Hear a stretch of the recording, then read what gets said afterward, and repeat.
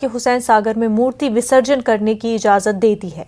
अर्जी पर समाअत करते हुए अदालत ने कहा कि विसर्जित मूर्तियों को फौरी हटाने के माकूल इंतजाम किए जाएं। सुप्रीम कोर्ट ने कहा कि लाखों अफराद इस अमल में हिस्सा लेंगे, इसलिए मूर्ति विसर्जन करने की इजाजत दी गई है।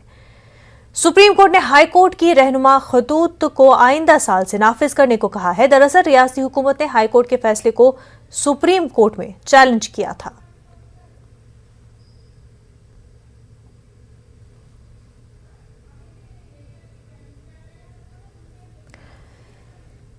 तो आपको बता दें कि सुप्रीम कोर्ट ने हैदराबाद की हुसैन सागर में मूर्ति विसर्जन करने की इजाज़त दे दी है। इससे पहले हाई कोर्ट ने इजाज़त नहीं दी थी।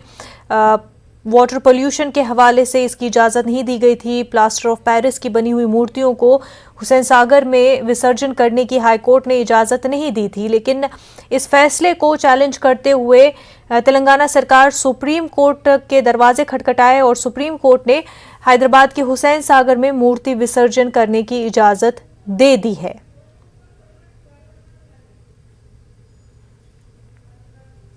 वहीं अर्जी पर समाअत करते हुए अदालत ने कहा कि विसर्जित मूर्तियों को फौरी हटाने के लिए माकूल इंतजाम किए जाए। सुप्रीम कोर्ट ने कहा कि लाखों अफराद इस अमल में हिस्सा लेंगे, इसलिए मूर्ति विसर्जन करने की इजाजत दी गई है।